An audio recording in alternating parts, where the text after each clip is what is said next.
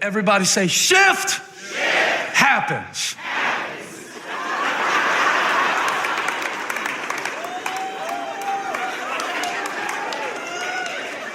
When he does it, I want to walk you through it. He picks up in verse 18, and the Bible is put in these verses for us, but originally there weren't like verses breaking up the different letters. It was just there so we can find it. But sometimes it jumps in at a weird place, and I think that happens in verse 18 because Paul says, verse 18, but what does it matter? And that's a phrase that you should use as well. What does it matter? What does it matter? Y'all pray for me that I would get better at that because I take little things really seriously. So Holly laughed when I made that point. That's a good sign. And he says, you know what matters? The important thing, the priority is that in every way, whether from false motives or true, Christ is preached. That's what matters to me. And so everything that serves that purpose is fine with me, whether I like it or not in the moment. That's what matters to me. What matters to you? What matters to you? Because what matters to you will determine the direction that you point your life in. What matters to you, that's your destination. So Paul says, what matters to me is that Christ is preached, and that's happening. So, whatever they're saying about me, that's fine. For the important thing is that in every way, whether from false motives or true, Christ is preached. Because of this, I rejoice. Now, this next phrase to me should be a different verse. They put it right in the same verse, but when Paul makes his next statement, he goes into a completely different mode. He goes in a different zone. And what I want to show you is the next skill that Paul teaches us. And this is not the skill of interpretation. This is the skill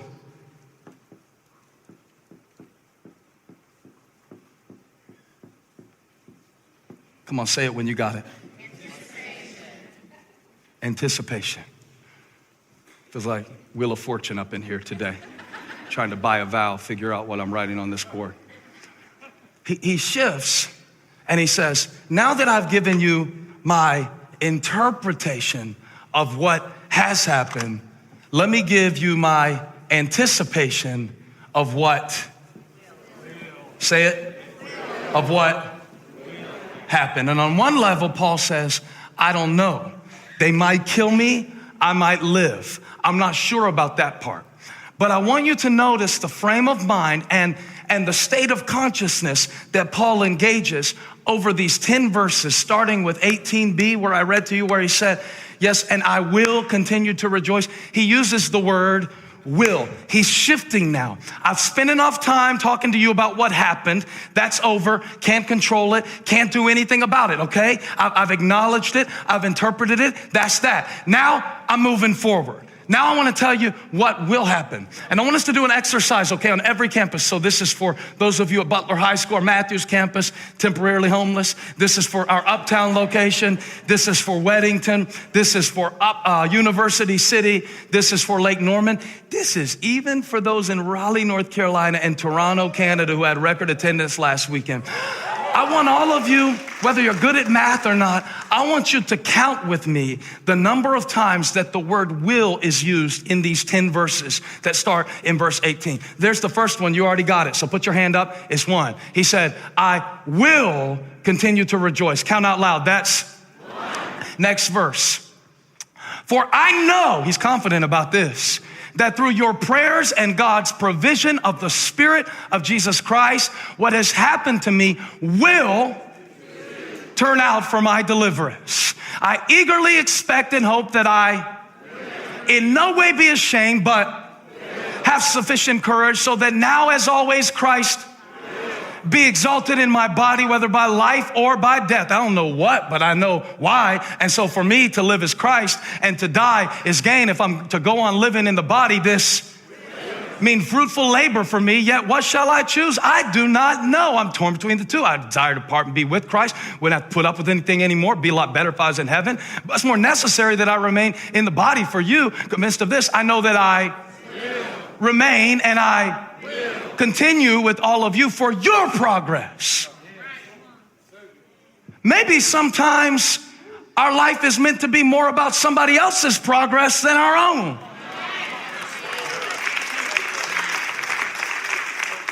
Come on, let's keep counting. I just wanted to point that out because I was talking about progress, and I wanted you to know sometimes it's not all about you.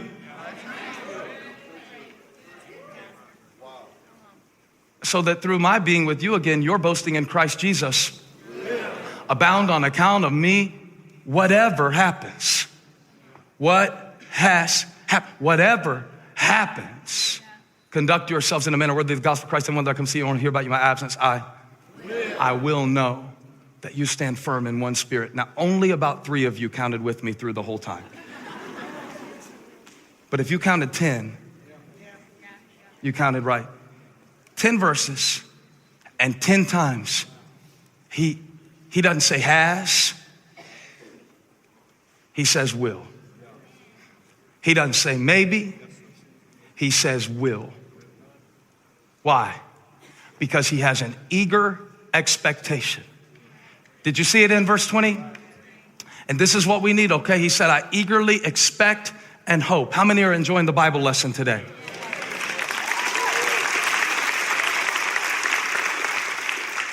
He said, I eagerly, 20, expect and hope. I eagerly expect and hope. I was interested to learn, Jody Jennings, that in Greek, eagerly expect and hope are not verbs, but they're nouns, and they're joined together by the word kai in Greek means and they have within them the idea, and this is where I really need you to focus because I flunked Greek in college, and then I took it again in seminary, and I passed with a C+. And I'm only telling you that for full disclosure to let you know that I don't typically walk around my house quoting Greek.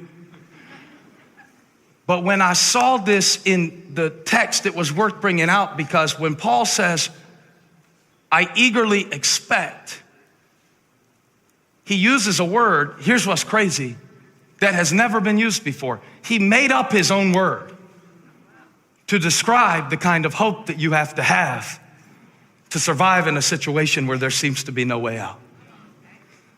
Paul said, this is the kind of hope that there is no vocabulary for.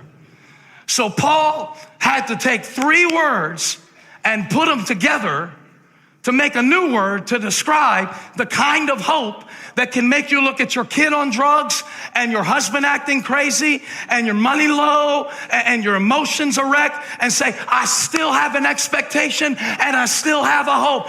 And so he looks through his vocabulary. He goes, I can't even think of how to tell you how I feel about it right now. There's no word. So I'm gonna make one up. And he makes up this word and I'm gonna give it to you right now. And you're gonna use it this week. The word in Greek is made up of 3 words.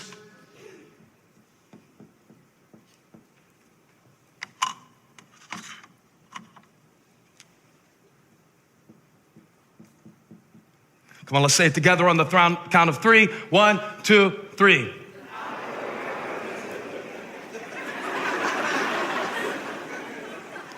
All right, we're gonna need some remedial classes. Apo, Kara, Dokia. Apo, Kara, Dokia. Apokara. Apokara Dokia. Come on. Apokara Dokia. Apo. It means to turn away with concentration, ignoring other interests. That's the prefix. You know Paul is good because I could preach a whole sermon just on his prefix, apo. He said, I'm in a situation right now when if I look to my left, I see prison walls. If I look to my right, I see prison walls. If I look to my feet, I see a prisoner's chains. So I gotta turn my head intentionally from what's over here and what's over here. Everybody say apo. Sometimes you got to turn your head from what's here and what's here and what's here. And so he said, I turn my head on purpose, ignoring what I could be focused on. Apo. Apo. Apo. Apokara. Kara means head. This doesn't require much explanation. It literally means head. Apokara. Apokara Dokia. It's a company that was originally founded in Sweden that sells ready to assemble home furniture and appliances and accessories. Dokia. Dokia originally means, I'm trying, man, to stretch forward. So when you put it together, you get this meaning, and I'm gonna teach this to you, and we are gonna break it out on whatever situation comes up in your life this week that tries to break your focus or steal your faith. You need a little bit of apokaradokia, which means stretching the head forward. You missed it. I'm coming to this side. He said, I'm in a prison cell right now and I can't move. I wish I was a better preacher. If I was a better preacher, you'd get excited about apokaradokia, because he said, I can't move my feet. I can't move my body, but I'm stretching my head forward toward the future. And so I will rejoice because I'm stretching my head forward. Would you touch 3 people? Tell them, stretch your head. Stretch your head. See, here's the problem with a lot of people, we have our heads so far up our past that we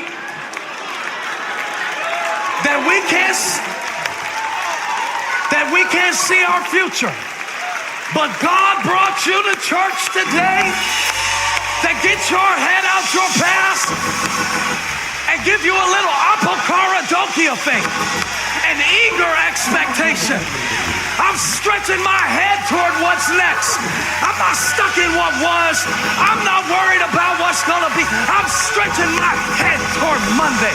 I'm stretching my head toward next year. I'm stretching my head toward retirement. I'm stretching my head toward fullness. I'm stretching my head toward healing. I'm stretching my head toward my mission. Let's practice. Jump up on your feet. This is a series called Functional Faith. Shove your neighbor, tell him, stretch your head. If you're gonna be fit, you gotta stretch. If you're gonna have faith, you gotta stretch. If you don't stretch, you might break. So let's stretch. Come on. Let's stretch our hamstrings first of all. I know how to stretch my hamstrings. I know how to stretch my hamstrings. That's about as far down as I'm willing to go in this tight suit to demonstrate it to you. Bad things, man, bad things. But I know how to stretch my hamstrings. I know how to stretch my back. I know how to stretch my body. But nobody teaches us how to stretch our head. Apokaradokia. Stretch your head. Apokaradokia. There is a brighter day. Apokaradokia. It does make a difference. Apokaradokia. God is working in my situation. Come on, say it. Apokaradokia. Tell the devil what you got. Tell him, devil, I got that apokaradokia. And the next time you run up on me with discouragement, you need to know I'm turning my head and I'm stretching my neck. I'm about to open up a can of apokaradokia on the devil. Come on, this is better than Brazilian Jiu-Jitsu. This is better than Taekwondo. This is gonna teach you how to stick your neck out. And I got good news for you. Paul said it doesn't matter if they kill me or they let me live, because this is not a situational interpretation. This is not a situational anticipation. I feel like preaching this. I'm done teaching now. I'm in full-on preaching mode. On the count of 3, when I say 3, I want you to start with your head to the right. Your other right.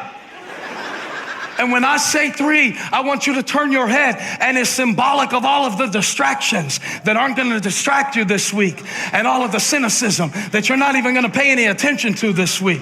I want you to turn your head. I want you to give them an apo on 3. This is your apo. 1, 2, 3. Turn it. You missed it, wasn't quick enough. Turn your head to the left. Come on, we gotta practice. I am your spiritual trainer. I'm trying to teach you what to do when life gets tough and I'm not here for you and you're looking to the right and you're looking to the left. On the count of 3, I want you to jerk your head forward and give yourself whiplash. 1, 2, 3, oppo.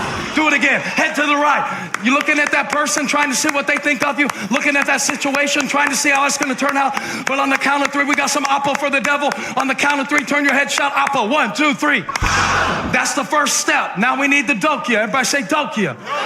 Now we need that thing where you stretch your neck like a giraffe, where you look forward to your future and smile at it, where you look forward to problems and difficulties and say, I got something for you called the Spirit of God. For me to live is Christ and to die is gain. What's Paul saying? He's saying either way this turns out, I'm coming out ahead. You missed it. He said, I don't know what's going to happen next, but I'm headed in the right direction. Somebody shout, somebody shout, somebody shout, somebody shout, somebody shout, somebody shout. Somebody, I'm not there yet, but I'm headed in the right direction. I got my focus on. I got my brave on. I got my courage on. I got my hope on. I got my faith on. Get your hands out your pocket. And when I say 3, I want you to stretch your neck towards your future. 1, 2, 3, stretch. You missed it. Let's do it on every campus. Come on. On the count of 3, stretch your head, apokaradokia, and tell the devil, I'm coming toward my future in faith. 1, 2, 3. Again. 1, 2, 3. 1, 2, 3, Apple. 1, 2, 3, Dora. 1, 2, 3, Tokyo. 1, 2, 3, 4. 1, 2, 3. You got it. You got it. You got it. You got it. You got it. You got it. Clap like you got it. Shout like you got it. Rejoice like you got it. I will continue to rejoice, for to me, I feel good about it. To live is Christ, to die is gain, and I'm coming out ahead. Yay! 1, 2, 3. 1, 2, 3. This is your new cadence this week. You're not going into this week like thinking about what happened when you were 13. I got something for regret. It's called apokaradokia. I turn my head from that. If I think about that too long, I get depressed. If I think about that too long, I start getting bitter. If I look over here, I might get jealous. If I look over there, I might get discouraged. So I got to stretch my head toward my future in faith. I